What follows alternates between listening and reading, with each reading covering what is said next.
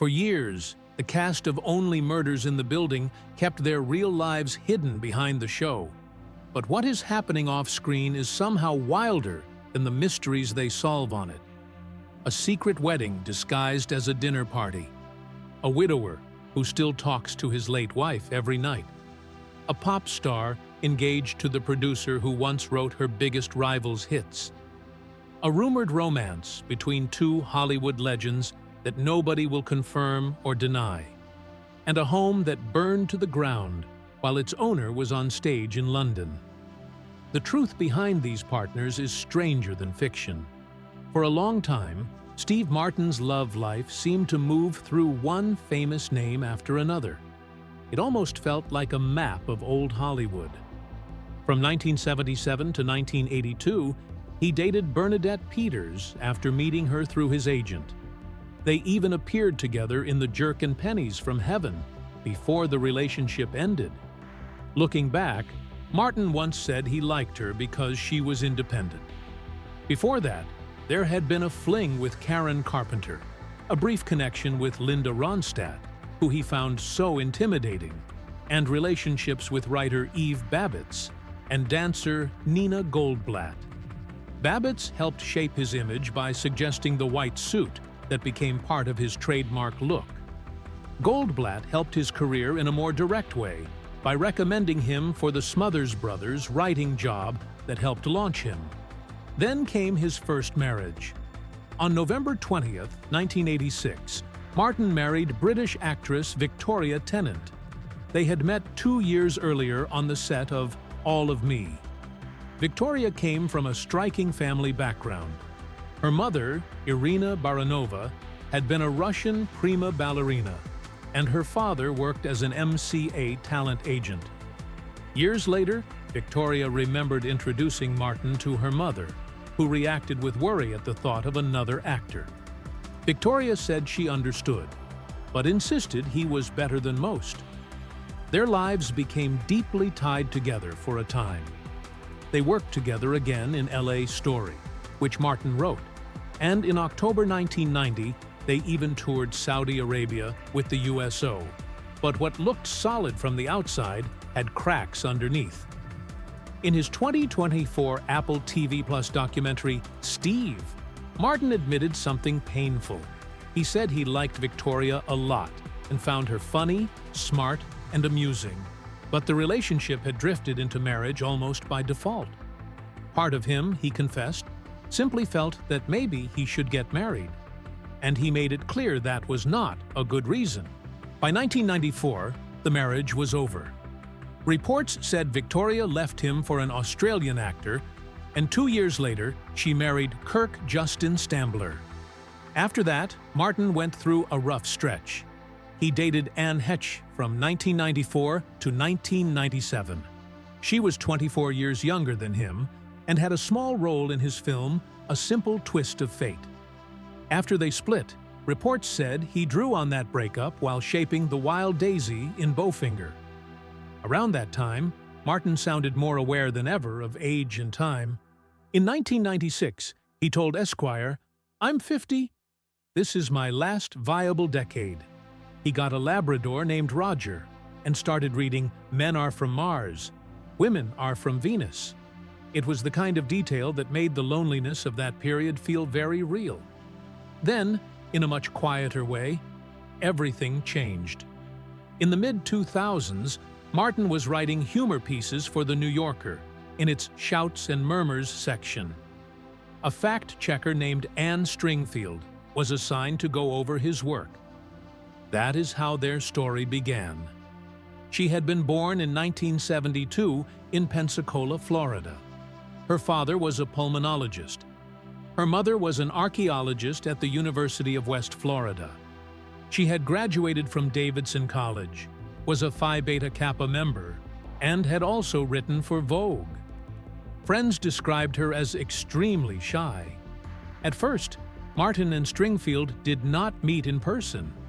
They talked on the phone for more than a year, and somehow that slow, careful start mattered. Martin later said he remembered telling his therapist that there was this woman who stayed in his head. By the time they finally married, they had already built something private and steady. On July 28, 2007, about 75 guests arrived at Martin's Los Angeles home, thinking they were coming to a dinner party. Instead, they found themselves at a wedding. Former Nebraska Senator Bob Kerrey officiated. Lorne Michaels stood beside Martin as best man. In the crowd were Tom Hanks, Eugene Levy, Carl Reiner, and Diane Keaton. Anne wore Vera Wang. Martin wore Armani, along with a fake Inspector Clouseau mustache, because he was about to shoot the Pink Panther 2. A bluegrass band called Hot Rise played. He was 61, she was 35. The age gap was 26 years. Tina Fey later joked at his 2015 AFI Life Achievement ceremony that he had helped her by marrying a younger, thinner, smarter version of her just to keep her hustling. Even then, Martin kept the most important parts of his life guarded. In December 2012, he became a father for the first time at 67. His daughter Mary was born, and he managed to keep the news hidden from the press for more than a month. He joked to David Letterman that they had thought about naming her Conquistador. But when he spoke seriously about fatherhood, the emotion was impossible to miss. In his documentary, he said that the first time he had ever seen true love was after the baby was born. He looked at Anne holding their daughter, staring into the baby's face.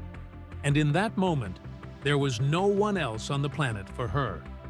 Later, speaking to AARP in 2017, he said he was very, very happy and called his life a gentle uphill slope toward real happiness. Financially, he had long since become secure. His estimated net worth is around $140 million. His art collection alone is said to be worth between $50 million and $100 million, with works by Picasso, Hopper, and Lichtenstein. On top of that, he earns $600,000 per episode for Only Murders in the Building. But the deeper change in his life seemed to have nothing to do with money. It was the peace he had found in a marriage and family the public barely even knew existed. Martin Short's story moved in a different direction, but it carried the same mix of love, loss, and long memory. Back in 1972, during the Toronto production of Godspell, Short was dating Gilda Radner when he met Nancy Dolman. On the Where Everybody Knows Your Name podcast, he later said Nancy felt out of his league. Still, the feeling hit him so hard and so fast that he ended things with Radner and went after Nancy almost immediately. He remembered it as something instant.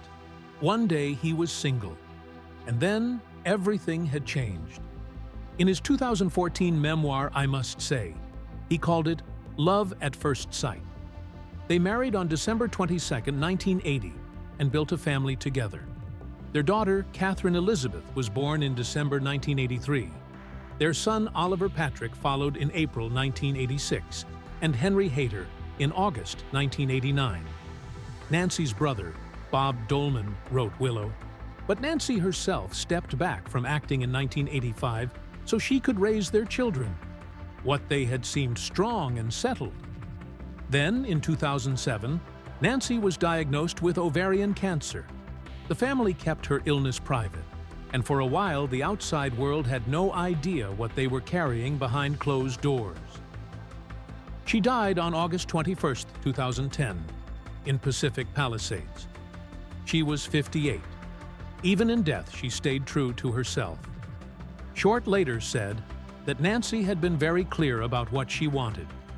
No funeral, no memorial, maybe a party, maybe not.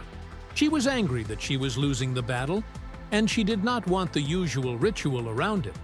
So Short followed her wishes. Around 30 close friends gathered. She was cremated. Then he and the children took her ashes out on a boat, scattered them into the water, and jumped in after them. It was strange and heartbreaking and full of love all at once. What stands out most is that the bond never really ended for him. In January 2019, Short told AARP that he still talks to Nancy all the time. He said the idea that someone dies and you are suddenly not meant to speak of them anymore is wrong. In his memoir, he described sitting on the porch at twilight with a rum and coke, calling out, "Hey, Nan," simply because forming the words felt good in his throat. In 2012, he told The Guardian that he probably would have been divorced 5 times if he had not found the right person the first time. And one of the most touching moments came by accident on live television. Kathy Lee Gifford, not knowing Nancy had died, asked how long they had been married. Short answered, calmly and gracefully, 36. Then when she asked if they were still in love, he said, madly in love. Gifford later apologized. Short brushed it off with kindness and said people make mistakes, and that it was nice to aspire to elegance. Then, years later, came the rumors that would not go away. Meryl Streep joined Only Murders in the Building for Season 3 and played Short's love interest on screen. At the same time, the public learned in October 2023 that Streep and her husband Don Gummer had actually been separated since 2017. Then, on January 7, 2024, at the Golden Globes, Streep and Short sat together, and their warmth toward each other set off a storm of speculation. The way they joked and leaned toward each other had people talking instantly. Writer Louis Vertel captured the mood online by wondering if they were dating, and saying that, if true, it would be like a perfect old-school Hollywood pairing. Short's representative quickly told people they were just very good friends. Short himself said the same on Bill Maher's Club Random podcast in January 2024. He said clearly that they were not a couple, only very close friends.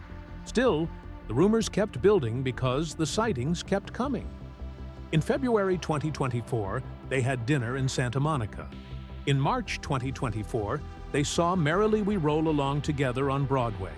Then, on August 22, 2024, they were seen walking hand in hand into the Only Murders Season 4 premiere after party. A source told Page Six they were laughing, in great spirits, and that it looked like more than a simple showmance. On March 13, 2025, Page Six published another report saying sources confirmed they had already been dating for well over a year.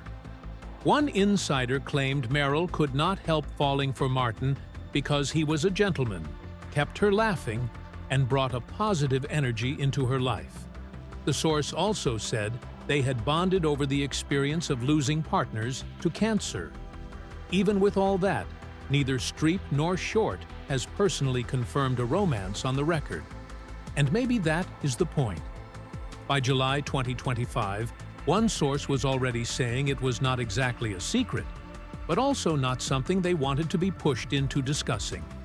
To understand why the public cared so much, it helps to understand Meryl Streep's own love story before any of this. Before Don Gummer, before all the speculation around Martin Short, there was John Cazale. She met him in 1976 while performing in Measure for Measure at Shakespeare in the Park. He was 14 years older than her. They moved into a loft on Franklin Street in Tribeca, and the stories from that period almost sound unreal now. In Little Italy, restaurant owners recognized Cazale from The Godfather and wanted the couple to eat for free. Streep later said he was unlike anyone she had ever met. What stayed with her most was how specific he was, and how deeply human. Then tragedy arrived quickly. In May 1977, Cazale was diagnosed with terminal metastasized lung cancer. He was 41. Streep moved in to care for him full-time and kept the seriousness of his condition hidden from almost everyone. During the making of The Deer Hunter, Universal Pictures wanted to replace him once they learned he was dying. But 3 people fought that. Streep threatened to leave. Director Michael Cimino threatened to walk away too. And Robert De Niro personally paid Cazale's insurance premium so he could stay in the film. All of Cazale's scenes were shot first.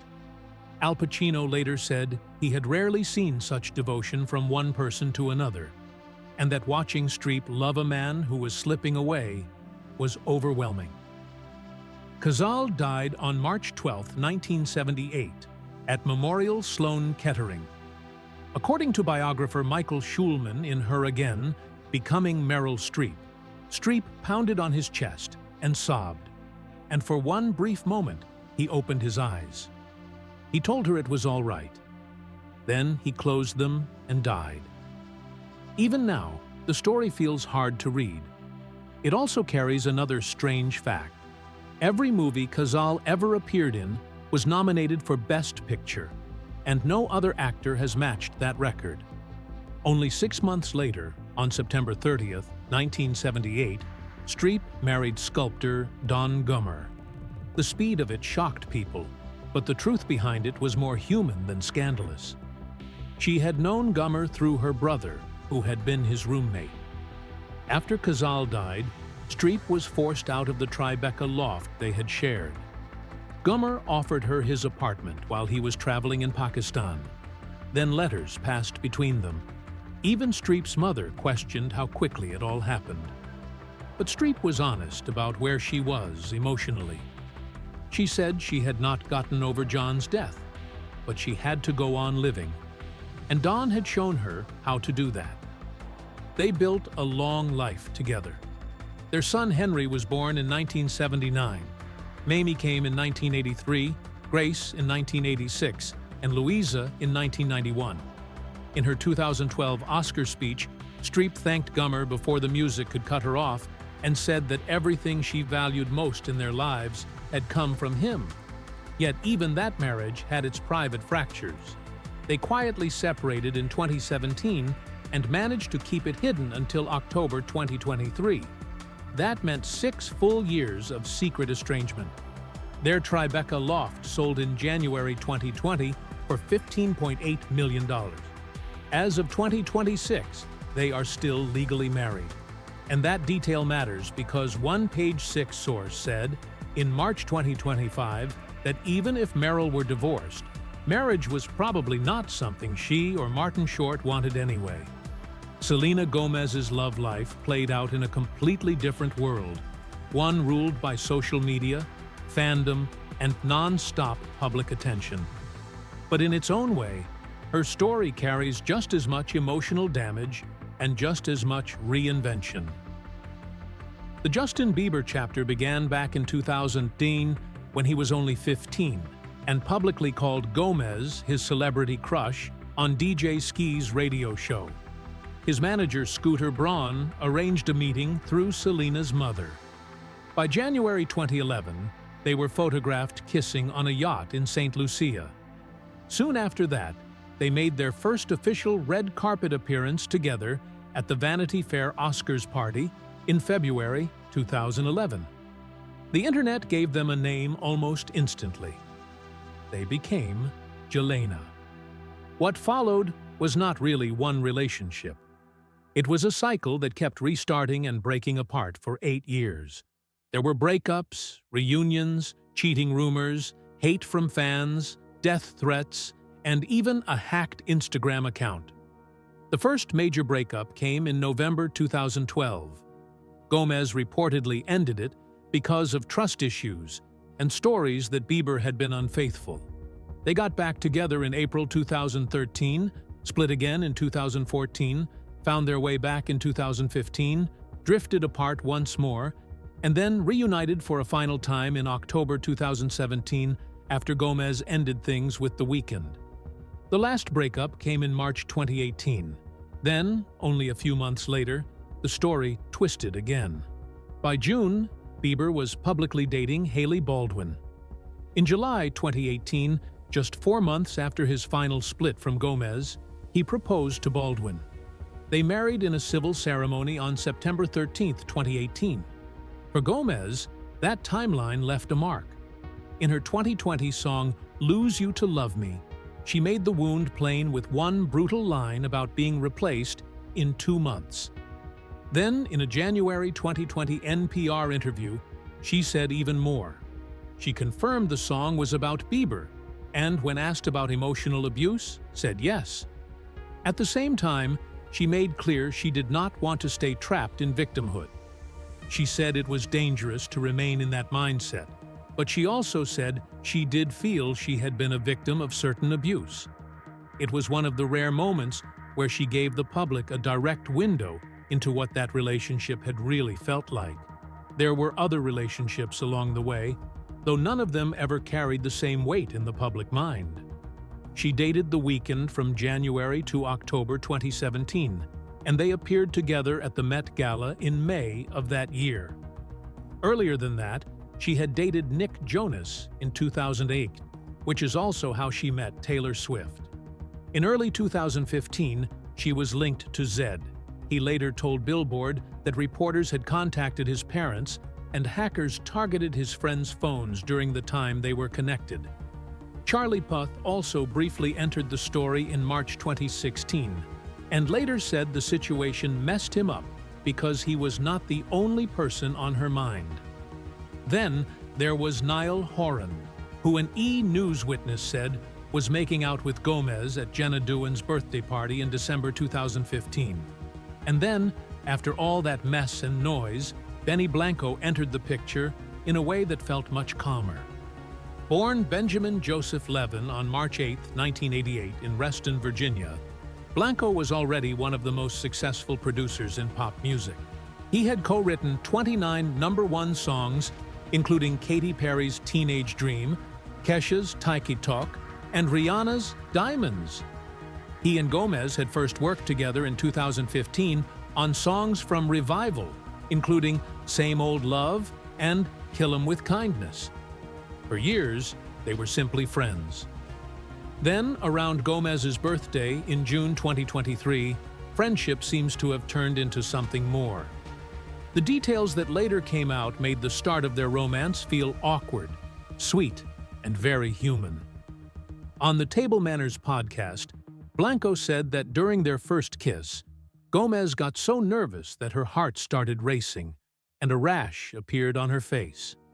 In Interview magazine, he spoke about her with startling intensity, and said she was like heroin and Xanax combined to him. It was messy and over the top, and impossible to mistake for casual feeling. Then he proposed. On December 11, 2024, Blanco asked Gomez to marry him on a soundstage designed to look like a park. He included a Taco Bell picnic because the two of them shared an obsession with the chain. Even the ring carried a personal reference. It was a Marquise-cut diamond on a Pavé Eternity band, valued somewhere between $200,000 and $1 million. And the cut echoed a lyric Gomez had sung years before, in Good For You, when she referenced Marquise diamonds. When she announced the engagement on Instagram with the caption, "Forever begins now." The post picked up more than 10 million likes in a single day. Hailey Bieber commented with support. Taylor Swift jumped in too, and joked that she would be the flower girl. By the time they married on September 27, 2025, the whole thing had turned into a huge but carefully controlled celebration. The wedding took place at a private estate in Montecito, Santa Barbara, with around 170 guests. Mindy Weiss planned the event. Gomez wore 3 custom Ralph Lauren gowns. Wolfgang Puck handled the food. Mark Ronson was the DJ. Steve Martin and Martin Short gave a joint speech at the rehearsal dinner, while Taylor Swift and Ed Sheeran spoke during the reception. Later, Swift told Jimmy Fallon she had never seen anything as beautiful as Selena on her wedding day. Earlier that same year, Gomez and Blanco had bought a $35 million mansion in Beverly Hills. And by then, Gomez's finances had changed on a massive scale, too. Thanks mostly to her 51% ownership stake in Rare Beauty, a company valued by Fortune at $2.7 billion in October 2025, her net worth is now estimated at around $1.3 billion. Eva Longoria's romantic history has its own sharp turns, and one of them began in the simplest way. Her first marriage, to soap actor Tyler Christopher started with a Las Vegas elopement on January 20th, 2002. It ended almost exactly 2 years later, on January 19th, 2004. Longoria later said he was a lovely man, but she had been very young and a terrible wife. That chapter stayed fairly quiet compared to what came next. Christopher died on October 31st, 2023, at the age of 50, after struggling publicly with bipolar depression and alcoholism. That gave their old story a sad final note, but it was her second marriage that became both glamorous and painful enough to dominate headlines. In November 2004, Longoria and her father attended a San Antonio Spurs game and asked to meet the players. That is how she met Tony Parker. Parker ended up taking them to dinner. After a brief breakup in September 2006, he proposed that November. Their wedding in Paris on July 7, 2007, felt enormous in every way. First came the civil ceremony, led by Mayor Bertrand Delanoë. Then came a Catholic ceremony the next day at the 12th century Église Saint-Germain-l'Auxerrois, right across from the Louvre. Longoria wore an Angel Sanchez gown with a 10-foot train that was estimated to cost more than $75,000. The reception took place at Château de Vaux-le-Vicomte, the grand 17th-century estate that helped inspire Versailles. There was a 5-tier red wedding cake. Guests arrived on rose-red buses, and the wedding photos were reportedly sold to OK magazine for $2 million. From the outside, it looked perfect. Then she found the messages. There were hundreds of texts between Parker and Erin Barry, the wife of his Spurs teammate Brent Barry. Reports said there were hundreds in a single month alone, flirtatious and deeply inappropriate, likely crossing into an emotional affair. And this was not even supposed to be the first time Parker had crossed a line. Sources claimed he had also kept in touch with another woman on Facebook. On November 17, 2010, Longoria filed for divorce in Los Angeles. 2 days later, Parker filed in Bexar County, Texas, which turned the breakup into a legal fight over jurisdiction as well. Sports Illustrated reporter Brian Armin Graham broke the Erin Barry angle on Twitter, making it one of the earliest major celebrity stories to explode on the platform. Erin Barry denied it all in an open letter and called the claims a complete lie. Brent Barry's father, NBA legend Rick Barry, told reporters he was in shock and felt horrible for his son. Brent and Erin divorced too. Even after all of that, Longoria spoke about Parker with surprising restraint. She told CNN he was not a bad person, just someone who wanted something else. And she said she did not hate him for it. Then, on Ellen, she gave the line that seemed to sum up the whole experience. She said she had not realized it at the time, but with Tony, she had become her own version of a desperate housewife. Cara Delevingne did not just leave her old life behind. She almost burned it to the ground. And the truth is, her story was never only about fame or relationships. It was always tied to something deeper, something messy, something she was still trying to understand about herself. For years, her identity shifted as she tried to find where she belonged. Then, in June 2020, she finally said it clearly in an interview, that she falls in love with the person, and that is all that matters. It sounded simple, but it came after a long road. Before that, she had called herself many things, trying to explain feelings that never stayed still. Her relationships were intense and public, almost like chapters that kept rewriting her life. In early 2014, she had a short but fiery connection with Michelle Rodriguez, and people talked about the age gap as much as the chemistry. Then, in 2015, she found something different with St. Vincent. That relationship lasted a year and a half, and during it, she said something that stayed with her, that before this, she never really understood what love was. Then came Ashley Benson.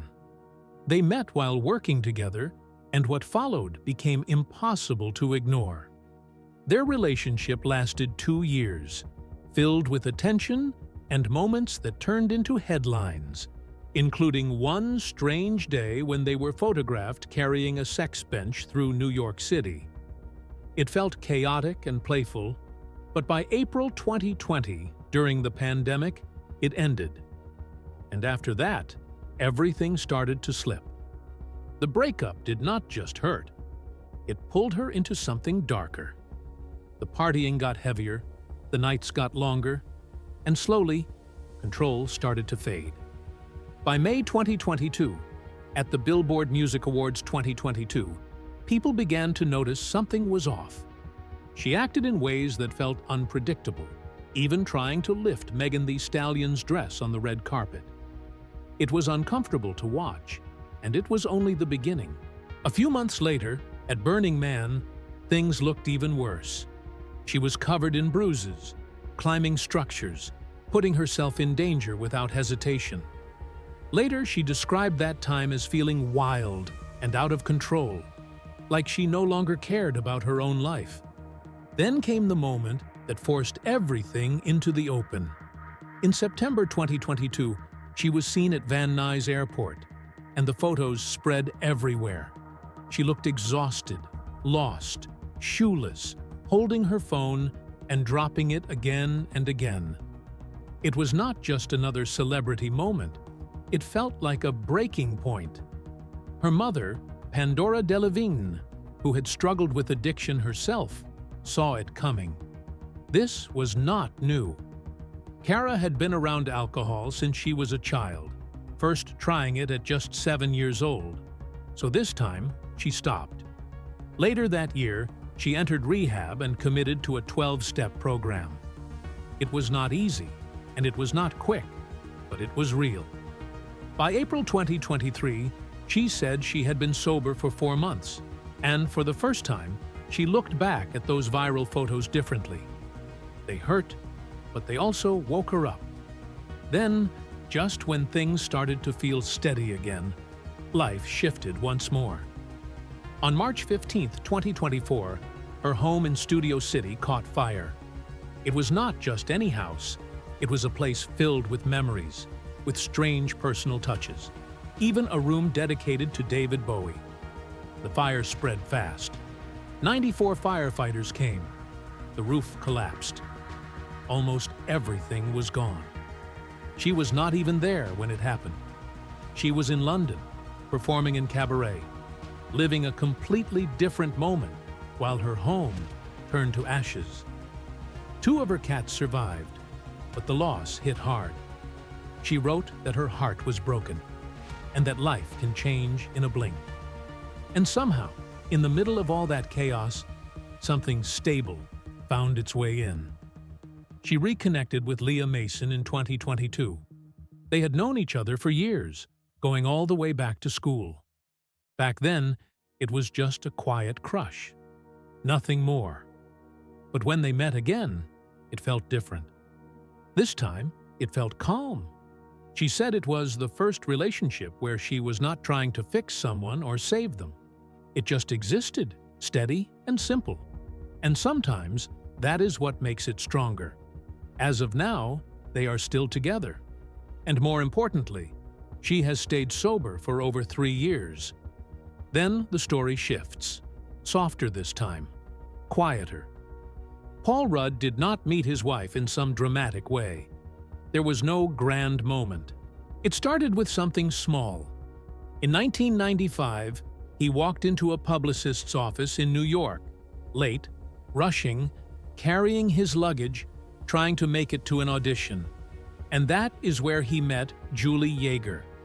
She offered to help him by dropping his bags at a friend's apartment.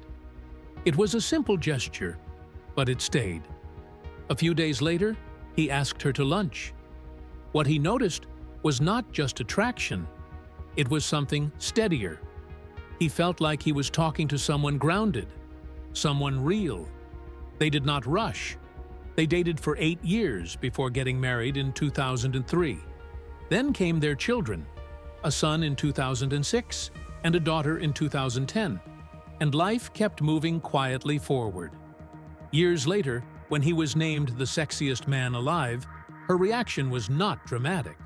She laughed, then said they got it right, but even he knew she was probably joking. She even said she would have picked Keanu Reeves instead. At home, things were even simpler. Their son once thought his father worked at a movie theater. And when he heard about the Ant-Man role, he said he could not wait to see how stupid it would be. And somehow, that made everything feel normal. Then there is Nathan Lane, whose story moves at a completely different pace. He came out to his family when he was young, but the world was not ready. And for years, he stayed quiet in public. In 1996, during a press tour, he stood beside Robin Williams before going on The Oprah Winfrey Show, and he was terrified. He told Robin he was not ready to talk about his sexuality on television. And when the moment came, Robin protected him, shifting the conversation, giving him space. That moment stayed with him. For years, he used humor to avoid the truth, making jokes that said everything without saying it directly. But in 1999, after the murder of Matthew Shepard, something changed. It felt heavier, more real, and he decided to speak openly, not just for himself, but because it might matter to someone else. Around that time, he had already met Devlin Elliott. They stayed together for years, quietly building a life. Then, after 18 years, they finally got married in 2015. He joked that they did not want to rush into anything, but the truth is, they had already built everything that mattered. They never had children, but they shared their life with a dog named Mabel, who became a part of their story in her own way. She was needy, a little dramatic, and somehow perfect for them.